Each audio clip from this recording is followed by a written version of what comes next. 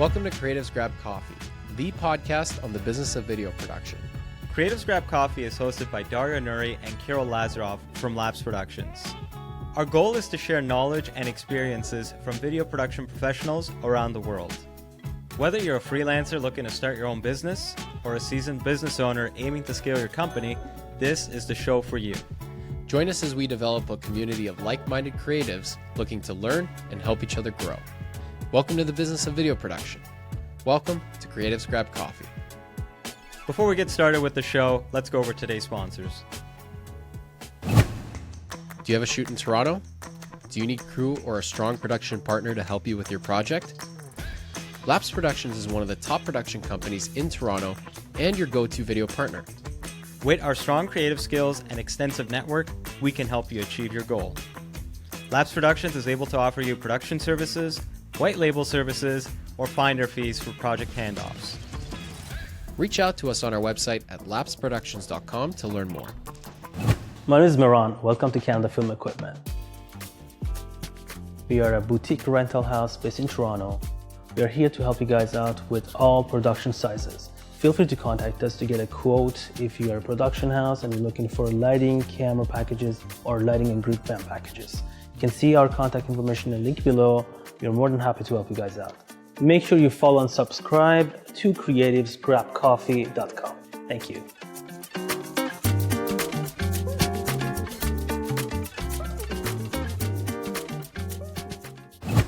Hey, what's up, everybody? I'm Matt. Welcome to Audio Process. We are a boutique audio company doing location sound, sound design, post-sound, ADR, Foley. We service equipment. We do all your audio needs here in Toronto. We got you covered. Come on down, audioprocess.ca. Don't forget to like, follow, subscribe, and all of the other internet things to creativesgrabcoffee.com. They'll be waiting for you. I'll be waiting for you, and we're all going to have a real good time. And now, let's begin the show. Welcome everyone to the latest episode of Creatives Grab Coffee. Today we got Grant from Lift Video Production. Welcome, Grant. G'day guys, thanks for having me. G'day. This is the first time we've had someone from Australia the second greet us time. with that.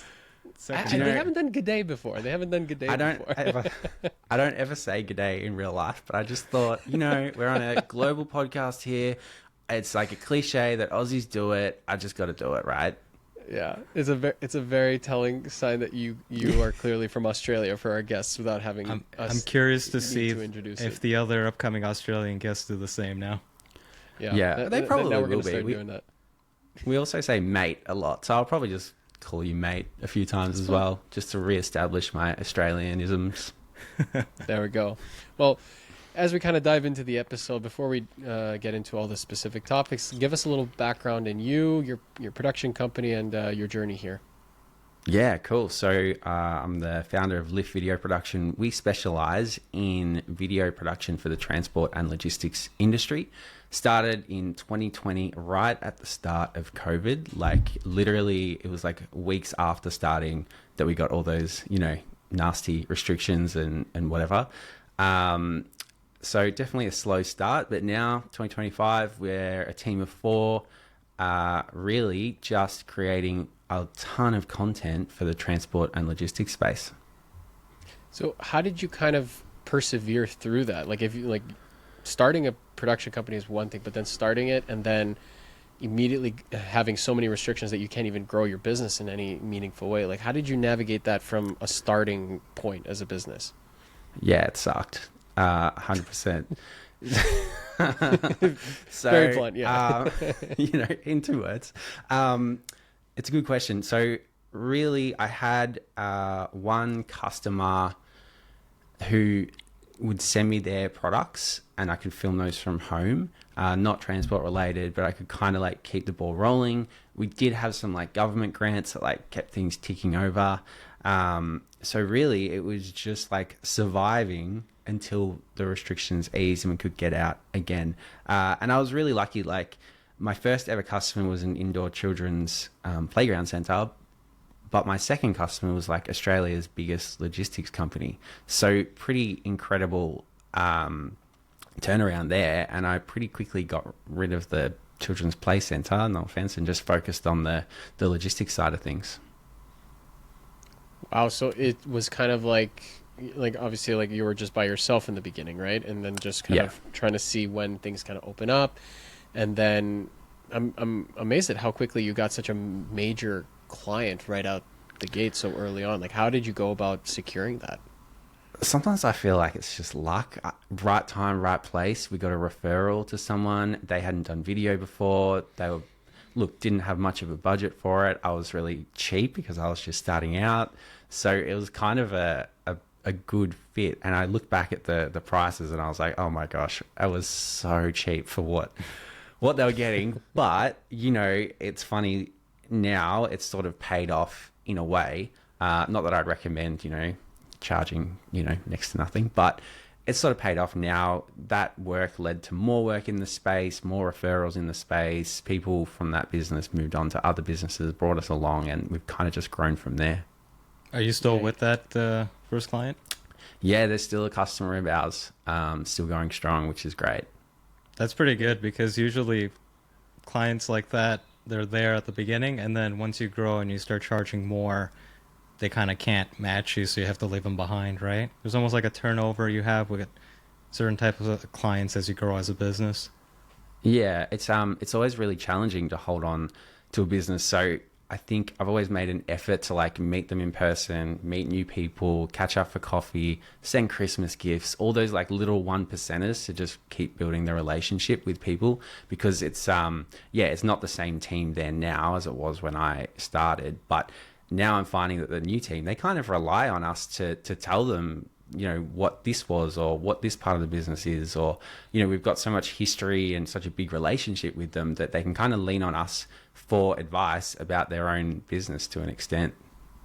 And in the beginning, like you're gonna have to start with lower prices to build a portfolio. You might have to do some projects on the arm. Like anyone who's starting in this industry has to do that to gain experience, because that's very valuable early on, especially the portfolio work. And now that you've been with them for so long, you kind of answered it, but I'm not entirely sure if that's what happened. But you mentioned that their team had turnover, like they changed over the years. Did you find that made it easier to kind of, you know, adjust maybe some of your pricing? Because you're not going to be charging the exact same amount that you were at the very beginning. Like, how did you go about having that conversation with the client and kind of, you know, growing your business in that sense?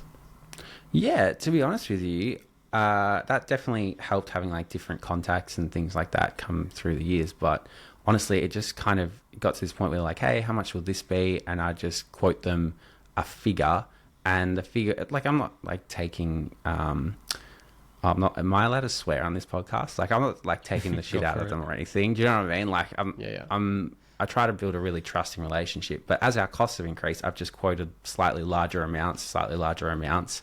And it actually hasn't been questioned with this customer, probably just because it's such a long-standing relationship. There's a lot of trust there.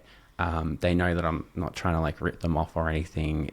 They're aware that our team's grown, you know, salaries, rents, whatever it is. So I think there's a real solid foundation of trust that we've built up just over a long period of time. And, you know, we do support them. Sometimes we'll do like little tiny favors for them at no cost. Like, hey, oh my gosh, we don't know how to put captions in this little video I filmed on the phone. Can you quickly do it? And I'm like, yeah, sure, we'll take care of that for you. So sort of a bit of a give and take relationship.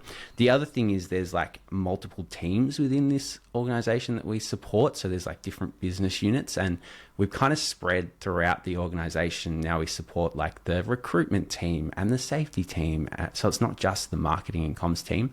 So I think that's a really good lesson I've learned, is that if you can get in with the Marcoms team, amazing, but just ask them if like there's other areas of the business that you can support with video production, because often the Marcoms team becomes the hub for any big business requests from like safety or recruitment saying they need a video. But sometimes if you can just work directly with the HR team or the safety team, you'll find that you can essentially have three customers in one customer in a way. Like, do you know what I mean? I don't know if you guys have found that at all. We got to start doing more of that, actually, now that you bring it up, because yeah, you're right. With some companies that are that big, each department is almost its own separate company. Yeah. So it's good to just ask for a referral and say, hey, who else can we help within your company, right? Like, that's a really smart thing to do. And one Yeah, good thing that 100%.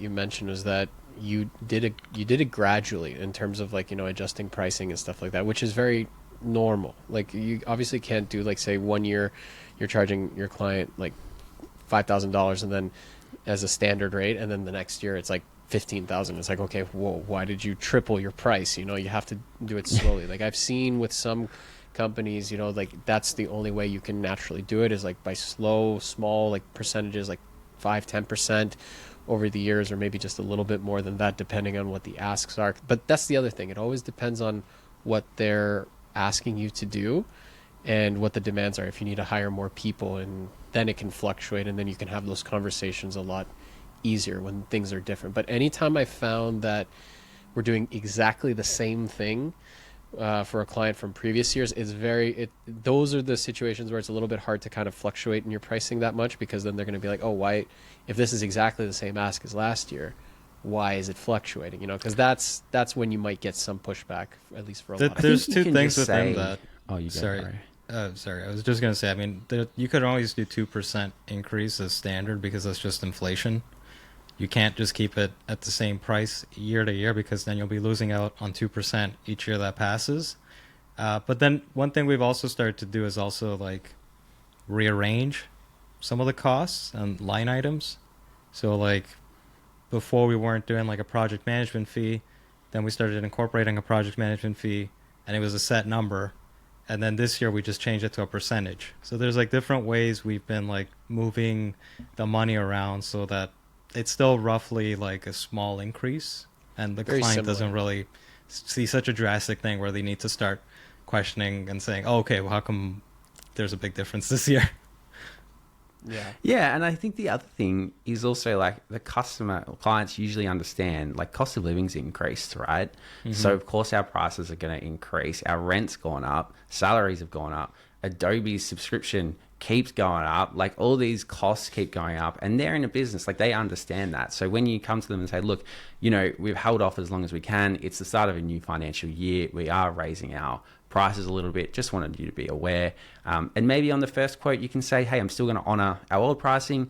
After this one, it's going to go up to X amount. So that's probably a way you could consider looking at that. The production fee or project fee that you guys have, we have a very similar one, 10% on all projects. And yeah, that's been such a game changer for us. Just like adding 10% on each job, no one's ever questioned it. It makes a lot of sense, covers all the other little bits and pieces that go into a project, right? Yeah, curious to hear more about how you guys have implemented that actually. So I noticed it last year. Like I was like, hey, like there's other costs in the business, right, that aren't related to like pre-production or production or post. So I was like, I think we need to add that fee, and then that'll just cover like all those costs, right? And then we didn't really get any pushback from it, to be honest with you. They just accepted it. And then this year I noticed I was working, we were getting some quotes from a company in the UK, and I noticed they had 20%, which I thought was a little high. Like, so then we spoke to another company, and they had, I think, 10%, or they had 5%. And then I was looking at our numbers, and I was like, 20% is a little steep.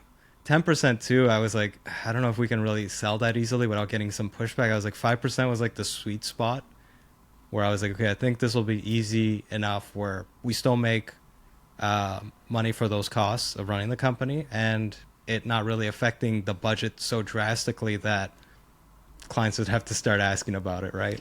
Yeah, it essentially allows you to have like a guaranteed amount of profit that goes into the business aside from everything that you put into it. Like if we're handling a lot of the pre-production and post-production on our end, that's money that goes into the business where it makes money. Yeah. But this is like an extra thing that kind of helps a lot of the administrative costs, Well, actually, it's Kirill, like software. that project management fee is actually a good way of seeing what the company will make out of the project. That's what I mean. Yeah. Like Yeah. it's like a guaranteed profit for the business almost, in a way. Or not profit, but like it's going, like, because we consider our company like Yeah. the third partner. Yeah. So it's almost like that's his cut, You know, that's It's what a he very gets. small cut Yeah. for a partner when you think about it. I 5%. reckon you guys Well, like push that up. Can't to talk 10. back, so. I reckon you guys could push that up to 10%. I reckon, it might be worth I'm gonna try trialing the it. 5. I'm gonna try the 5% for now, and then see how Yeah. it goes, and then maybe we'll push it up to 10% in a couple, like maybe 6 months or so. Let's see how it is Yeah. at the beginning. But no one's really questioning. We haven't had any pushback on it. They just accept it. I just put the explanations and like on the line item. It says, oh, it's for this, Yeah. and that, and then that's kind of it. It's like standard, basically, Yeah. right? It's like everyone understands that a business also has to make money. It's like a lot of the other aspects in pre-production, production, and post. Like a lot of that is labor. A lot of that is labor costs that go directly to the people, but the business isn't making money. When you think about it, what ad agencies typically tack on to their projects? Something like 50%. I've heard some of them are doing basically. So it's like a guaranteed 50% amount. So it's like if the budget is 20,000, they're only using 10,000 for the actual work that goes into it. Wow. So yeah, like I've heard that some agencies do that. So we're being very generous with 5%. To be honest, 10% is so. very generous too. Yeah, I think so. Let's talk a little bit about your niche, because you did say that you focused more so on the transportation side, and I guess the way things worked out for you, how the universe set things in motion for you, it seems to be a lot in transportation. And I remember you were telling me that you really like doubled down on it and like expanded within it. So just tell us a little bit about that. Yeah, absolutely. So I kind of joke that, I make a living filming trucks, which is, pretty much true. So I guess we started with that one major customer, and that led to basically a few other big customers in the space just through referrals. So we do a lot of work with like Volvo Trucks, who sell the trucks to the logistics space. And then there's like government organizations that are involved in the transport and heavy vehicle space. So suddenly it's like the door opens into this niche, and we find there's so many other doors. Like we can just keep going deeper and deeper into the space. So working in creating recruitment content for the transport industry, marketing content, safety content, training, internal communications. And because our portfolio kept building and building and building with like similar work, it just became a no-brainer for people in that space who came across us to want to work with us. Like selling became really easy once I niched in this space, and marketing became really easy because I knew what my customer pain points were. I knew what I could talk about. I knew what I could joke about on LinkedIn. Like some of my best posts have been, joking about me asking for an almond latte at a truck depot. Like those kind of, you start to know what the humor Inside is. jokes. Like you get inside jokes, and you just start to really understand the industry as much as like someone who doesn't actually drive trucks for a living can understand it. You actually understand what makes them tick, what makes them laugh, what makes them pissed off, and you can create content that sort of resonates with them a lot easier because it's all you do basically. Well, it's 80% of what we do.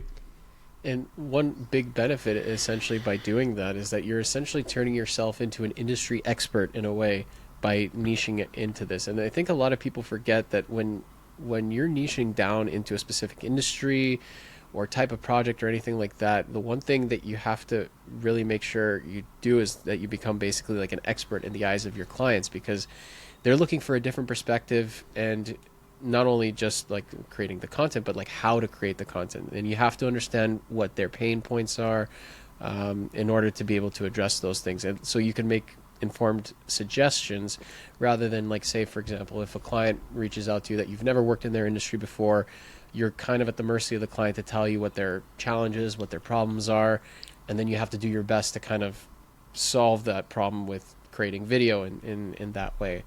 Whereas if you really understand the industry and then someone comes to you where you've done their video thousands of times, you could be like, this video doesn't necessarily work for you in this way. What if we did something like this that could actually do that?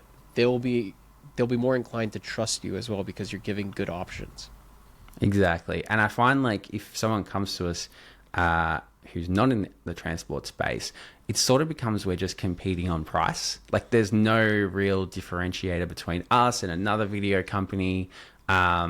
It's really hard for us to stand out and make it a no-brainer to choose us. But when transport companies come to us, it's just like a no-brainer. They see like we've got hundreds of truck videos. We understand the space. We know what we're doing. We know how to talk to truck drivers. We know how to talk to the operations people. It's sort of just such a easier way to sell, basically. I'm curious though, because I've thought about us expanding within our own, like not a particular niche, but maybe a couple of different niches. So I don't know what the specific term for that would be if you're just focusing on a couple different ones. But one thing that's been at the back of my mind is that, like, for example, for one of our financial clients, other people within that particular space would be their competitors, right? Yes. So how do you 100%. navigate a situation like that? Because I also don't want to like piss them off, because it's like, hey, I'm like, you're doing work for our competitor now. Like, I don't know how they would take it, right? So how did I like you go to about think of that? it as like if you have two businesses, then that's like a competitive, what do you call it? That's probably a problem, right? If we say you've got two customers in that industry, it's a problem, but three, you're just a leader in the niche. That's kind of how I think of it in one way. But you got to get to the third one. So what do you do You got to until get you to get the third one. And do you know what I will say? For my largest logistics company, I haven't actually. They've got like a few direct competitors, and I probably wouldn't work with them just because we're so close with this one. But there's so many ancillary and other organizations within the space that it kind of doesn't matter. So I find it's sort of like we've got the logistics company, and then we've got the companies that sell them the trucks and selling them the tires, and then we've got like the recruitment firms, and then suddenly there's actually all these organizations within that space that aren't necessarily competing with each other. But what I've seen other businesses do who niche, they just kind of, it's like we're not giving strategy, we're not giving advice necessarily, we're creating video content. So as long as you're really clear with your customers about who you serve, how it works, and that you're not really sharing their like in-depth strategies to other organizations, generally I've found it's not really a problem. Interesting. So I guess just the way I see it for us, at least, is just diversifying to different businesses, maybe not exactly maybe not being direct competitors would probably be a good thing. Yeah. Indirect, I guess, would be fine. But I guess because for us, finance is a big industry we work in. Yeah. It's so big. Like, it'd be easy to find. I don't think that's going to be that much of an issue for us. It's like, for example, if we were going after, like, say if one of our clients was an accounting firm, if we immediately went directly to their competitor, to their one main competitor, and be like, we were going to work for you as well, then maybe they might be having a bit of an issue with concern. That. I wasn't thinking that, but it's like, because you asked them, it's like, we're your competitors because you got to do your research. My mind, I was like, oh, great, that'd be like other people to reach out to. But then at the same time, I was like, I don't know how they would take it. What do I do? I show them like the work I've done for the other one, Yeah, I know what you mean. Look, it kind of depends, because again, it's like, we're not giving them high-level strategic business consultancy advice where it would be a major conflict of interest if you went to like McDonald's and KFC or whatever and gave them like each other's strategy, like that huge red flag, right? But at the end of the day, we're just creating videos, and the videos are always going to be different for each organization. No matter how many truck videos we do, each one is different because it's different people, it's a different story, it's different messaging. So I'm not overly concerned, but that said, like our major customers' competitor, if we worked for them, they'd probably be pretty upset. So yeah, a bit of a line to walk sometimes. What if they offered something to, like, in certain industries, like some special kind of like non-compete type of agreement with a client where they pay you like a certain fee every year on top of the projects that you do, where it's like, this is what we're going to pay you to not work with our direct competitors? Do you think that might be something some people might, or clients might be open to or exploring? I think it's worth exploring. It's always worth exploring. As long as the benefit to you is greater than if you were going to go find other people in that space. But again, I think niching, it is industry specific. There's going to be some industries where it may not work, but I guess for us, the transport space, it seems to be working fairly well. I know healthcare is another good sort of niche that I've seen work for people. I think that's where Pat, who was on the podcast, right, from Path 8, sort of got started a little bit. And finance sounds like it could be a good niche for you, for Laps. Like, I don't see why you wouldn't explore it. No. at the very least. I'm. It's not that I'm not going to explore it. It was more so within like that particular circle of potential clients, which were very makes closely sense. related to our makes sense. Golden Goose client. I was like, should we? Yeah. But then I was like, I don't know. But it's so big. Like, what I would It's probably vast. do this year is just like research and see like the different types of companies that are within that space and the different things they do, and then just see how I can connect with them. That would be like my approach to it. And Yeah, even you and could like- look at different services, and like in the finance space, it's not just different companies, but like what are the different types of That's what I was like that's what I was products and saying. offerings that Yeah. they're offering, and then that's how you can kind of separate them, right? You know, like for example, one would be like finance and accounting. One would be selling I don't know, like properties or something like that, or managing home money, loans. wealth funds. You know, that So could much. be another.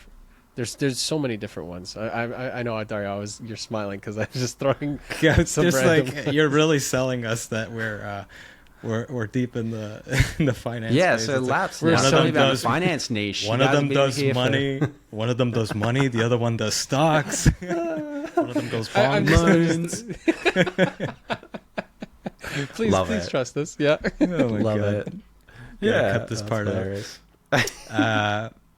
Okay, so let's see. You're in that space. You know what's funny? We had an episode before this one, and that company, they're really focused in their niche, which was like sports related stuff, and they're actually now looking to kind of get out of that niche a little bit, right? So do you think that could potentially happen to you as well? Like, you think like maybe in like 10, let's be generous, 10, 15 years, you might start exploring like different niches to explore? Yeah, absolutely. Like I'm not. Just having this niche doesn't mean I necessarily turn away work.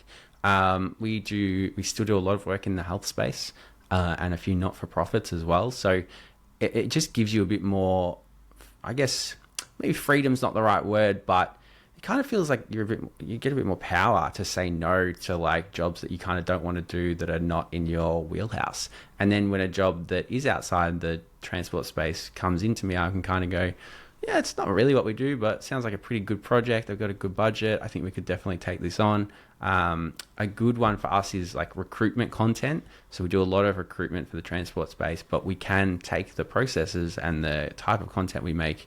It can work for any industry, really.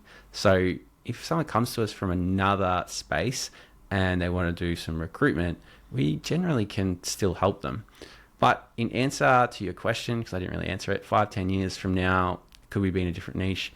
I mean, potentially. Like, I'm not going to say no if things change and maybe like healthcare starts to become like 80% of our work and income, then yeah, I'd imagine a shift would make a lot of sense. For me, a niche is more of a marketing thing. Like, first and foremost, it just gives you the ability to market to a really clear target audience. When you just serve like you're just a general videographer, it's pretty hard to like market to a particular person. You're kind of talking to everyone. You're just like, hey, here's a great video I did. It looks pretty.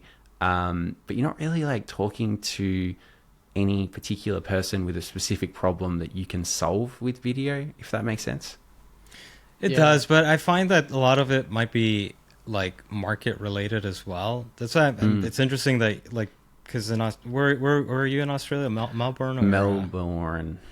So I'm guessing over there you have quite a few different industries, right? Or not? Or is it like couple only?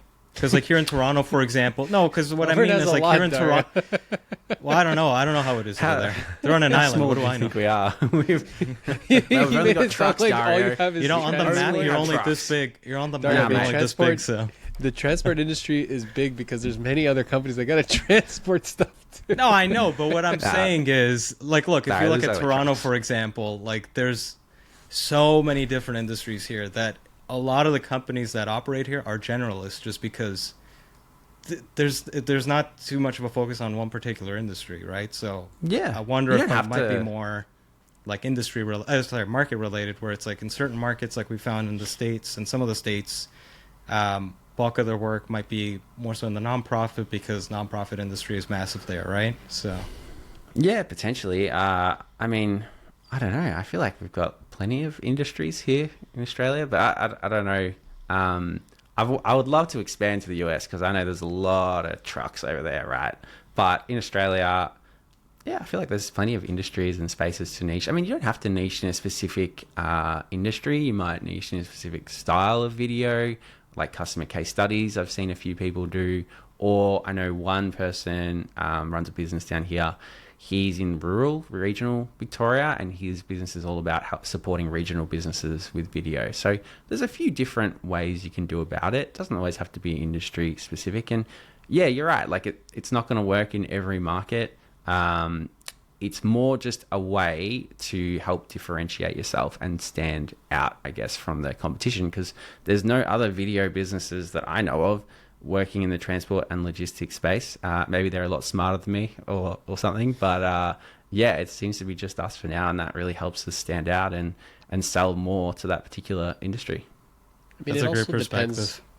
It is a good perspective, and it also depends on what's right for you as a niche, right? You can't just one day decide, like, I'm just going to start niching in something completely different that you haven't done anything. Like, you can't just do that, and that's what makes niching so unique and easy to kind of pitch, because not everyone can just up and decide to just do that. It's like, sure, those other people can create a recruitment video for your industry as well. That's perfectly fine, because a lot of video products move across different industries because they solve a lot of the same business problems that all these different industries have. But it's not like they can just all of a sudden become the expert because you've been doing it now for so long. So you have to see what works and what's right for you as a business. And, you know, the only way you can figure that out is the more you kind of go forward with your business, the longer you're around, and also seeing what common types of work tends to gravitate towards you. You know, that's like a good place to start. 100%. And I made a big mistake when I started as well. I tried to also niche in engineering. And I realized pretty quickly I didn't understand a word that these guys were talking about with their complex engineering stuff. I had no idea what they were talking about. The videos we made didn't really work that well. And I found there wasn't as much of a need for video in that space. But I was like all in on engineering as well for a while there. And I pretty quickly realized that actually didn't work. So I actually, if I go way back, so when I started, 2021, 2022, had plenty of time on my hands, right, with COVID and whatnot. But through a business coach, he suggested doing an audit to sort of decide on a niche. So that's essentially listing out your customers or top customers, and then, you know, how much revenue did you make? How much time did you spend on each project? And then identifying the customers from that audit who were the most profitable and who generated the most revenue. And I identified a logistics customer, the major one, and then an engineering business. And so that's kind of why I was like, oh, maybe I'll just explore this engineering route as well. And I pretty quickly realized it wasn't for me. I had much more success in the transport space. So it's definitely one of those things where you need to test, and then if it doesn't work, pivot. But that's business in general, right? You guys have probably experienced that. You test something, it works. You test something else, it doesn't work. Okay, we need to pivot. Yeah, you have to try different things, because you never know what might be right for you. You know, you figured out that engineering wasn't right for you, and then the logistics worked out. What if you did it in reverse? You might be thinking, oh, maybe I don't know if logistics might be the right thing. I haven't tested this other one out, and you have to test different things out to see what you prefer to do, right? 100%. And also just tracking. I think it's really important that businesses track, tracking sales, tracking projects, tracking numbers. I think that's something a lot of us creatives, I don't know about you guys, can get a bit slack in, but it's probably, I heard a quote, tracking your numbers is what separates a business from a hobby. And it's kind of one of those things where I think it's really important that you are looking at the numbers each week, tracking them just in a boring spreadsheet, and doing that consistently. Do you use any programs for that? Yeah, Google spreadsheets. like You sound like my type of guy. That's exactly what I would be doing. Keep it It simple, is the man. You know, cheapest this. Oh. as a numbers one approach. It is the cheapest approach. That is for sure. It makes sense, and it's just simple. Like I used to try to use some, like Smartsheet or I don't know, some really fancy software, and then it just kind of got complicated, and I just couldn't be bothered doing it. But now every week, 4 o'clock on a Friday, I fill out my spreadsheet, boring business owner kind of thing, tracking the numbers, looking at where we are, looking at where we're going. And it just flags, like if I look at my numbers and go, wow, I didn't send out any quotes for the last 2 weeks, the next couple of weeks could be pretty quiet. It's like put a bit of a fire under me, and I'm like, wow, I gotta make some calls. I gotta email some people I haven't heard from in a while, generate some income immediately, right? So if for those that aren't tracking this stuff, like what are some of the things that you look for particularly? Like, So I sorry, think not just- look for, like what are you tracking exactly in the numbers? Honestly, I track quite a few things, but if I was just starting, I would keep it really simple. You don't need to overcomplicate it. You can add more things as you go. Like, you can endlessly track things, but I think there's a few key things that are the most important, and then once you get comfortable into a rhythm, you can build from there. But so every week I track sales calls, I track quotes sent, quotes accepted, how many cold outreaches did we do on LinkedIn, how many posts did we do on LinkedIn, how many impressions did we get, and then I track newsletter subscribers, the amount of cash, and then I have a separate spreadsheet where I track like the sales. So like, week 1, the client, the amount, and the industry and the source.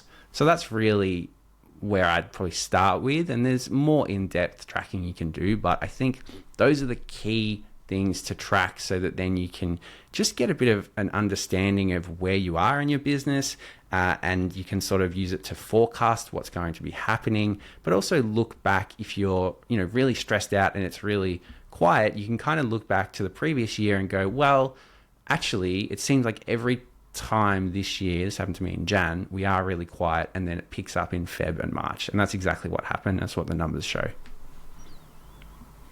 For people, like you mentioned that if your numbers are looking a little light, you'll start to do more cold outreach. That's something that a lot of creatives struggle with. So what would be some of your what would be some advice that you would give to creatives that do need to get more on the cold outreach approach? Yeah, I mean, I don't think you need to do cold calls or anything like that. I tried like a few, and it's just a disaster. I'm not very good at it, to be honest. But where I would start if I was struggling to find work, I would look at your existing customers first, give them a call. Hey, we haven't spoken for like 2 months. How you been? What's going on with you? Is there anything we can support you with? Those are the people that you're most likely to get another sale from. What's that quote? It's like, people are most likely to buy from you if they've already bought from you. I totally butchered it. It sounds way cooler, but that's in essence what it is.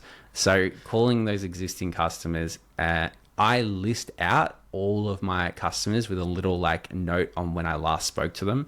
And so I go back and go, wow, I haven't spoken to this person for like 2 months, and we did like a 20K job last year. Call them up. What are they doing? A good example of this is I have one customer who's so last minute, you never know what's going to happen.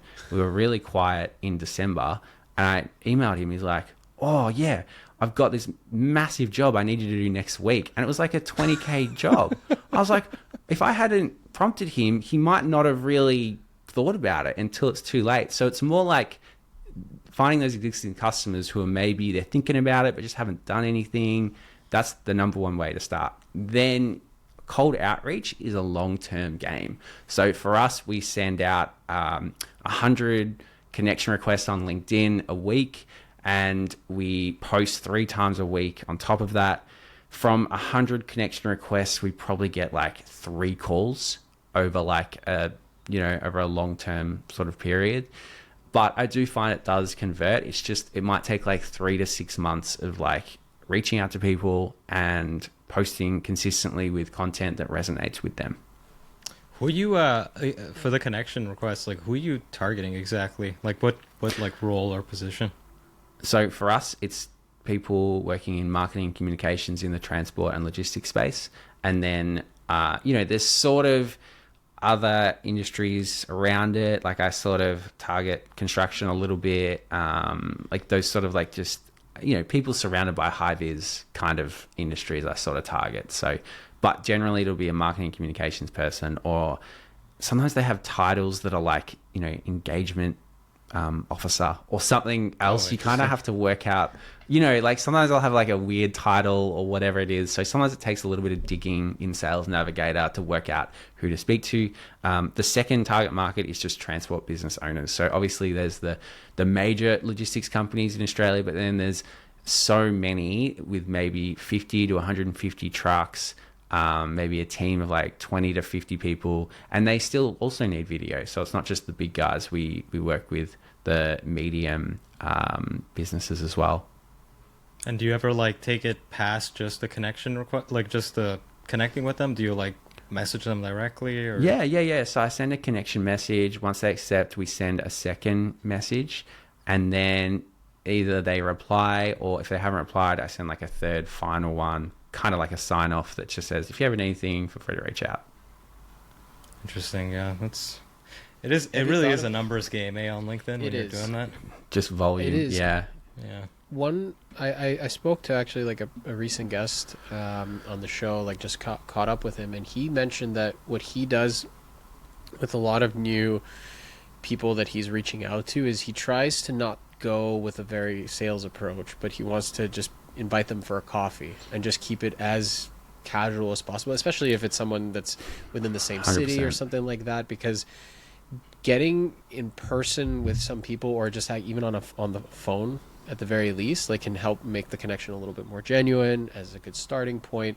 So that's what he is like mentioned, like really works for him. But again, it also depends on what kind of industry you're in, depends on what kind of leads you're looking at. Like that's what he was doing with, I think, ad agencies, because he wanted to do more commercial content, right? But to do that with hundreds of different businesses could be tough. Could be challenging. Tough. Yeah, Trying to meet people sell. nowadays is a pain, because a lot of people just want to do online calls anyways, because it's very convenient, right?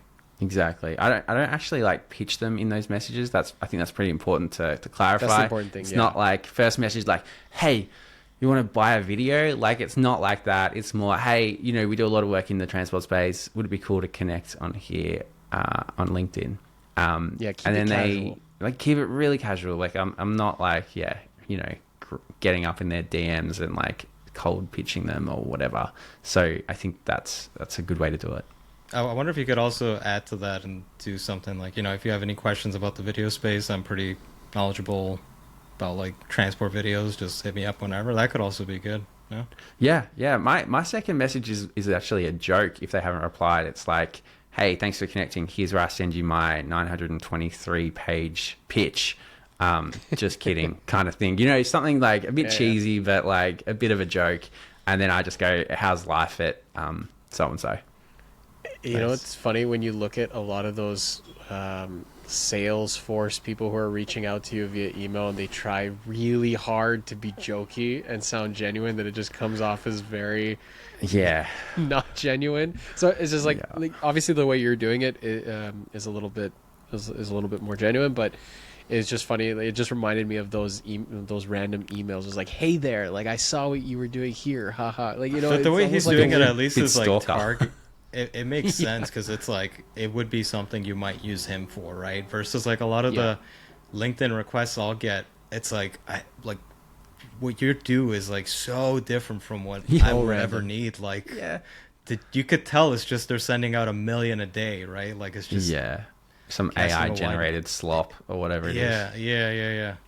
So it's good. I like that approach. I haven't heard someone really word it out clearly like you have, because the way you do it makes a lot of sense, and it's something I can easily absorb and like try to apply with how we do outreach.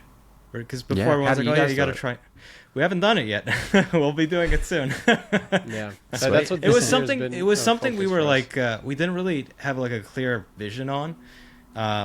It's starting to become more clear now, like on how to go about it. Because anytime I feel like resistance to doing something, it's usually because like I haven't learned the right way to do it just yet. So I always like hold off until like someone says the right thing, like just now, and I go like, okay, it's clicked now. I know how to do it. He's going to be sending hundreds of requests starting tomorrow. Not hundreds, Just watch but... now. It's sometimes a timing thing, right? Because also you're not sure, like as Dario mentioned, you're not sure how is the right way to go about it, and sometimes you just ask people the right questions. And it's funny that we're having this conversation after I just learned about the similar approach that someone else is doing as well. So it's kind of like almost like a weird universe thing, timing thing, right?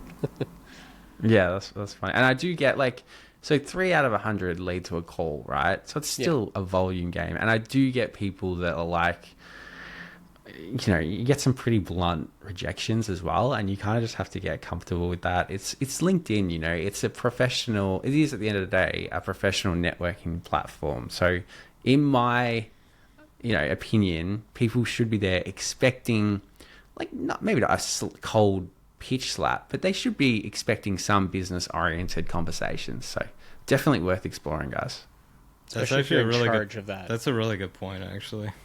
Especially if you're in charge of that. If you're a marketing director, you should be expecting to be dealing with vendors and new vendors especially, and you should be wanting actually to be hearing from new vendors that would be reaching out, because you might find someone who is doing something either better or provides more value than the current people you could be working with, you know, or whatever it might be. So that's a very good point to keep in mind, to have that in the back of your mind. So don't feel as if you're being too invasive when you're reaching out. It's like, that's part of their job. They need to be talking to you at that point. Exactly. Let's talk a little bit about your team. Sorry, I forgot. How big is your team? So we've got a team 4, right? of 4, including myself. So we've got a lead videographer, a junior videographer, and a production coordinator. And then supporting that, I've got a social media content creator who's only just really started with us recently. And I've got someone who helps write our newsletter and helps me write LinkedIn content as well. Oh, okay. So, yeah, I wanted to ask you about the LinkedIn. You post a lot, which is Too much? good. Maybe. No, it's good because, well, I kept going on every now and then, and I'm like, oh wow, there's Grant again. I'm like, there's Grant again. Yeah. You know, like, so you have someone that's helping you with that, right? You're not fully focusing on it yourself. It's like 80% is me. I aim to post 3 times a week. And yeah, it's a big driver for us because you're connecting with all these people, right? So if we're connecting with, let's say, we're trying to connect with 100 people a week, then in order to stay top of mind, we need to be creating consistent content. So for me, 3 times a week a minimum. I've been doing that for 3 years. And it really works. Like, we get people who, you know, sometimes I'll do a post that gets like 5 likes, but someone will message me and go, wow, I really like that. Can we have a chat? So it's just, for me, been a numbers game, consistently grinding out content. So our comms person does support me and she'll help me write some occasionally, but 80% is me. It takes a lot of time. yeah, the writing aspect is one that I imagine is what might take a long time, especially if you're doing it so consistently. You have to be able to be creating some kind of content that is different every week as well. So like, what is some go-to style approaches in terms of what type of content you're creating and how you go about it? Do you know what I found really interesting is it seems like LinkedIn, there's 2 different kinds of content. There's like engagement bait, kind of like content that gets a lot of likes, a lot of love and support. And then there's the thought leadership-y kind of content. And that's the one that actually converts people. But I found you kind of need both to get a bit of awareness of who you are and your story and what you do. But then, oh, wow, you actually know your shit and you can help me solve business problems. So that's my 2 avenues. So, for example, you might write like a founder story. So for me, I wrote a founder story and it did really well on LinkedIn, but it took me like 3 hours in the morning to write. What's a founder story? Is it just like about you and like? It's just about me and my journey of building a business. So it was kind of a transformation. It was like, here's how I went from a, you know, solo videographer to a team of 4 in 5 years. that kind of content. You might show like a before and after photo, and you might detail your story and how you did it, the lessons you learned along the way. And there's a lot of different stories you might not know that you have within yourself about building a business, mistakes you've made. How I lost a 200K job was a good one. People seem to like really enjoy that. Maybe a bit of Schadenfreude, I don't know. Just sharing these stories and lessons you've learnt along the way is really great for engagement. And I find like people kind of know who you are. Like I'll get on a call with someone and they're like, oh yeah, I saw you did so-and-so. So some good conversation starters. The second part, and this is where I lean a bit more on our comms person, is tailoring content that targets direct pain points. So it might be like, if you're struggling with recruitment right now, here's some solutions we've helped customers through video, or here's how we helped one customer double the amount of applications with video. So that's kind of the two types of content I'm really focusing on. I also do a lot of behind the scenes. Like, sometimes I'm like, I can't be bothered creating a post, but I'll be on a shoot and I'll just take a selfie and be like, we're here, so-and-so doing whatever. And they always do well. You tag the customer, it goes to their network as well. So I think just a combination of a few different things works the best. And you can definitely repost content maybe like 3-6 months later. Like if you did a post that went really well, there's no reason you can't just repost it. It'll show to a different audience potentially. Like no one's going to call you out, I would hope, in the comments and say, I saw this 6 months ago. You're reposting from yourself. How dare you? Yeah, how dare you? With so much content being consumed on a daily basis, I doubt that. Like, I doubt anyone's gonna notice that, because especially as you mentioned, like not everyone's gonna see that post. Maybe, and then if like 6 months later you repost it, maybe different people, as you said, will likely see it. That's interesting, because a lot of video production companies, what they typically do is just post their work in BTS. That is like their go-to content that they typically do. But do you ever post a lot of the work that you do, or how do you find the engagement on that? He said he does it 3 times a week, Carol. Yeah, No, but I meant, I like, don't post the specifically actual the work we've projects. done. Yeah, the Like project. the final videos. That's what I was rarely asking about. post that.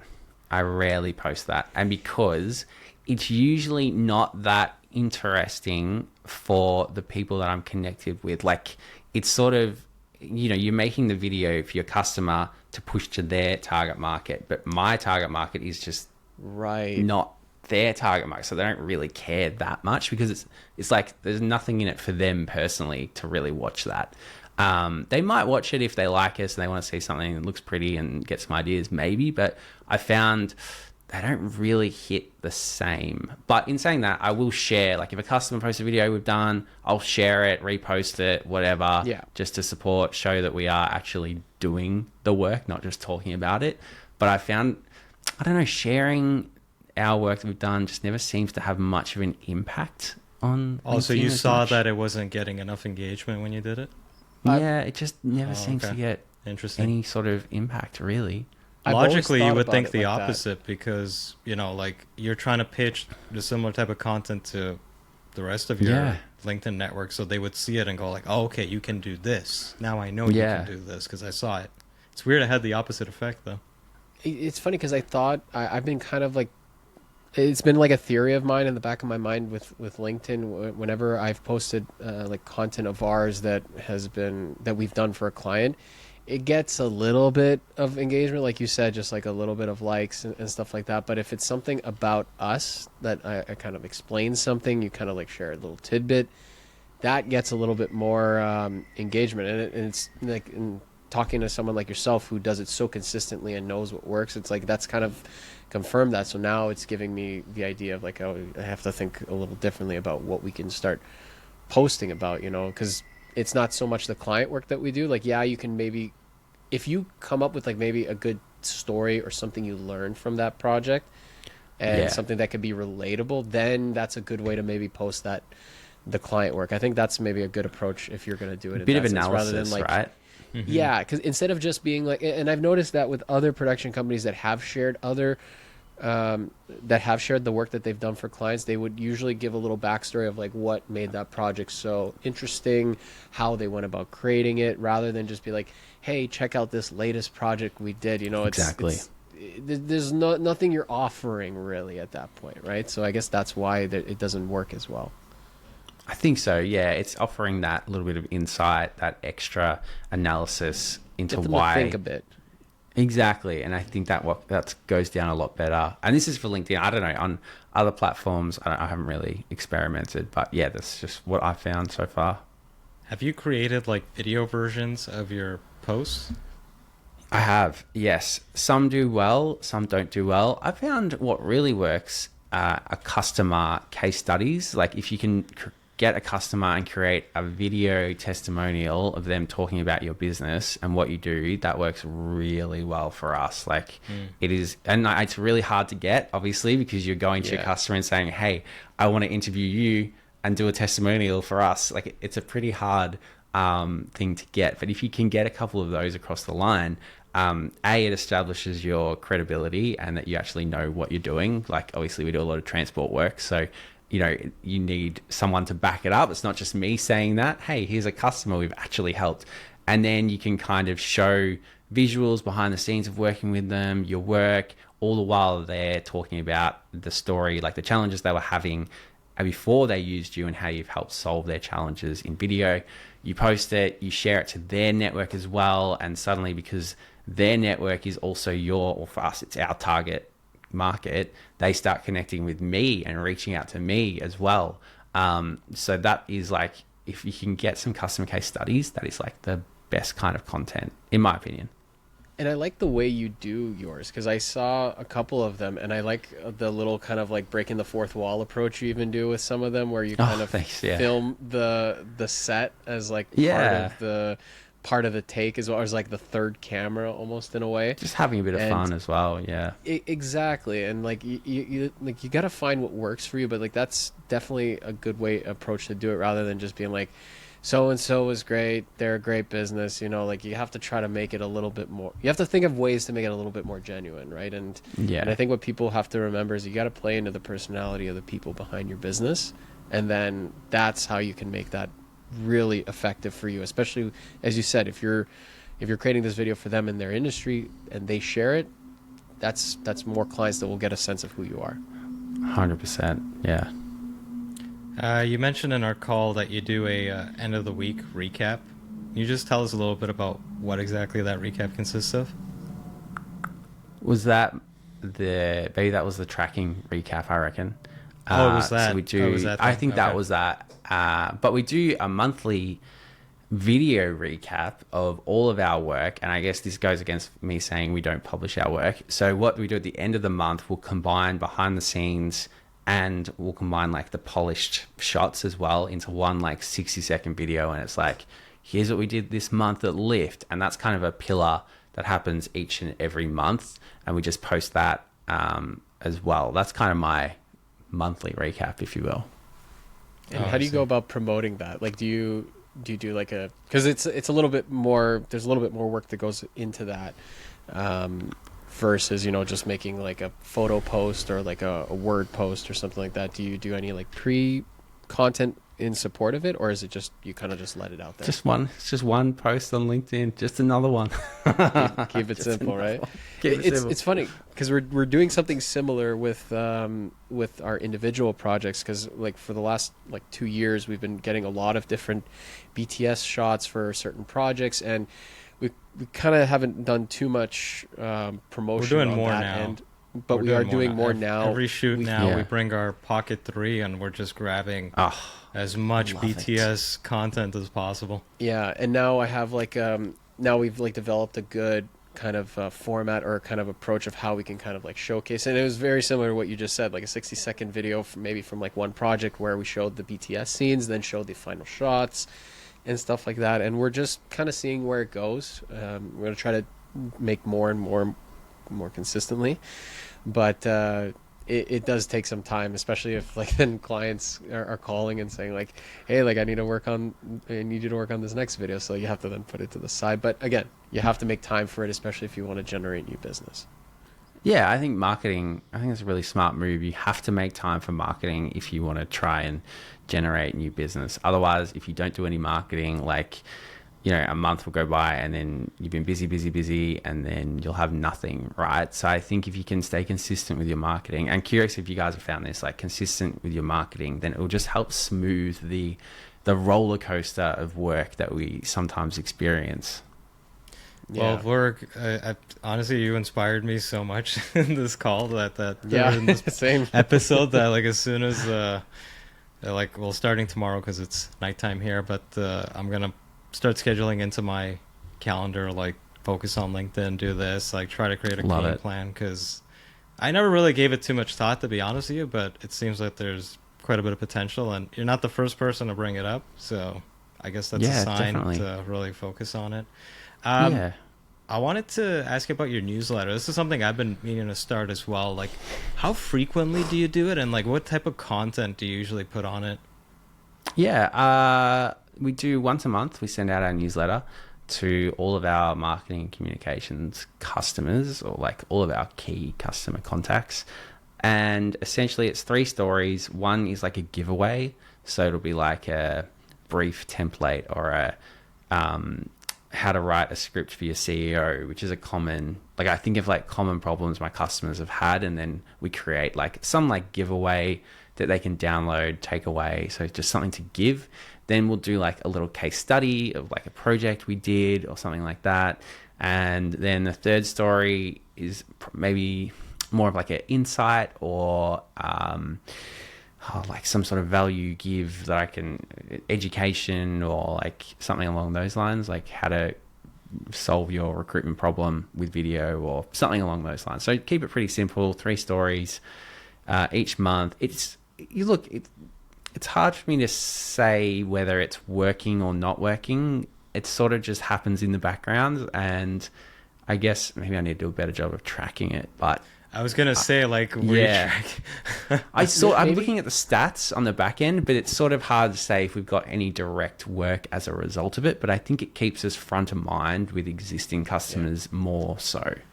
Because you could see kind of like who opened it and who clicked on where on the specific page, right? Exactly, yeah. We had one who like, exactly, a good subtle reminder. And yeah, we had one customer who I hadn't spoken to in a while. They clicked like 20 times on, like opened it like 20 times. And I was like, what the fuck? I was like, and so I actually reached out to them. And I didn't mention that, but I was like, hey, you're like, why'd you click on it 20 times? I would love that. They would be like, how did you know? It turns out she'd forwarded it to a few people as well. I was like, okay, that makes a bit more sense. Because I was like, I was like, wow. But I didn't mention the 20 thing. I didn't want to like make her feel weird, but I was like, I didn't know that was a thing. So if we ever get that, that means someone forwarded it. Yeah, I think so. Yeah, and that makes the most sense because I was like, it's not that good. Like, it's good, but it's not like I wouldn't open it 20 times. So modest. I love it. Yeah. I think I'm good on my end here. I guess I like asking this question lately, but like, what are your like future plans for your company? Oh man, I'm still working that out. I'm trying to build more of like consistent revenue, so I'm working on like not quite a retainer, but more of like a package that we deliver over 12 months and they pay over 12 months. But I found the transport industry, a lot of these customers don't like to be the ones that are like having to think of the ideas. And like, if we said, you get 5 videos a month, it'd be like, oh, more work for me. So this idea is our transport content service agreement is essentially, we're going to them with like a list of content that they're going to get. We're delivering it over 12 months. They don't have to do anything. And it's just a payment over 12 months as well. So I'm trying to build that. Still testing, still tweaking. Haven't sold one yet. Hopefully 5 years time, we come back on the podcast. You guys are killing it, and I've sold like 100 of these. Hopefully I think sooner. you're onto something, though. I think you're onto something because I remember there was, I think, 2 past episodes where with our guests, we sat down and tried to break down whether it's a good idea to do the retainer model or not.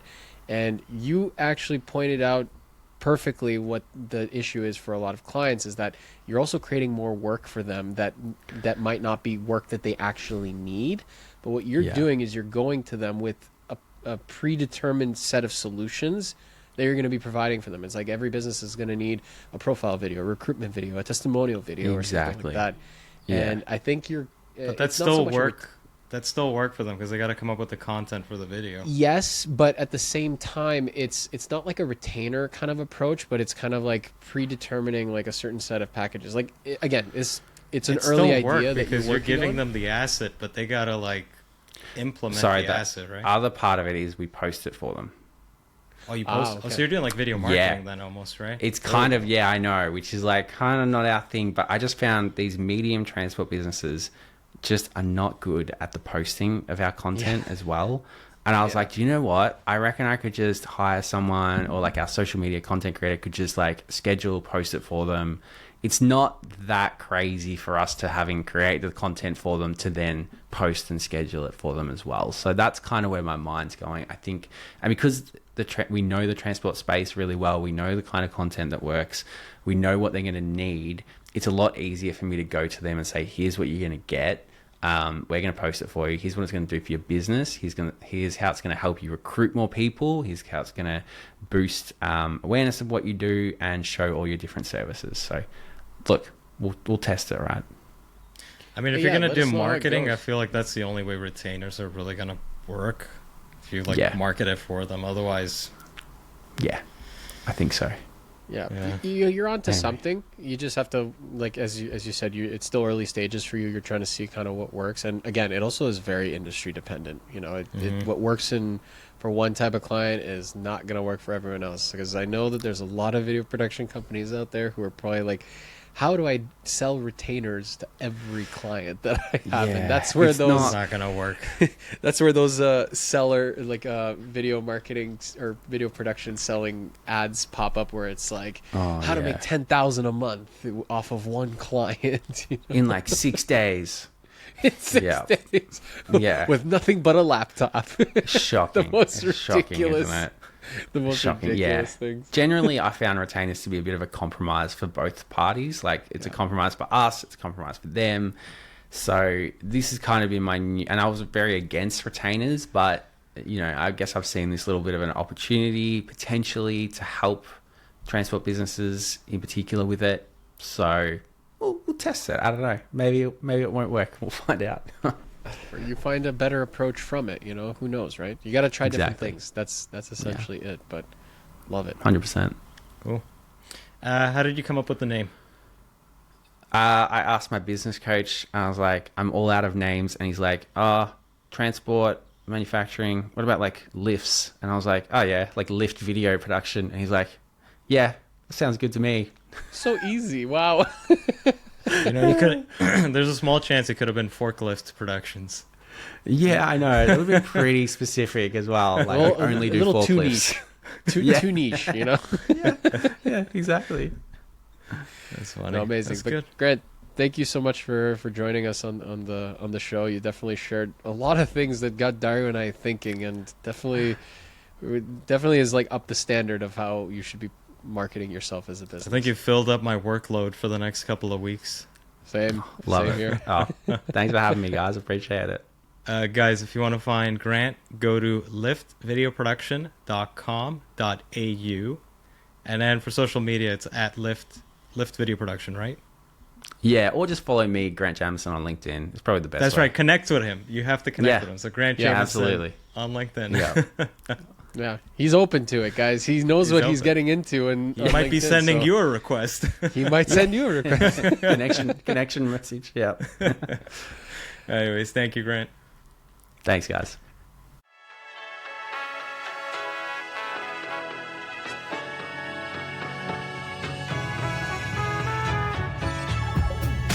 Thanks for listening to this episode of Creatives Grab Coffee. Please make sure to follow and engage with us on Instagram, TikTok, LinkedIn, YouTube, and your favorite podcast app. Creatives Grab Coffee is created by Labs Productions, a video production company based in Toronto, Canada. Creatives Grab Coffee is also sponsored by... My name is Miran. Welcome to Canada Film Equipment. We are a boutique rental house based in Toronto. We are here to help you guys out with all production sizes. Feel free to contact us to get a quote if you are a production house and you're looking for lighting, camera packages, or lighting and group fan packages. You can see our contact information in the link below. We are more than happy to help you guys out. Make sure you follow and subscribe to creativesgrabcoffee.com. Thank you.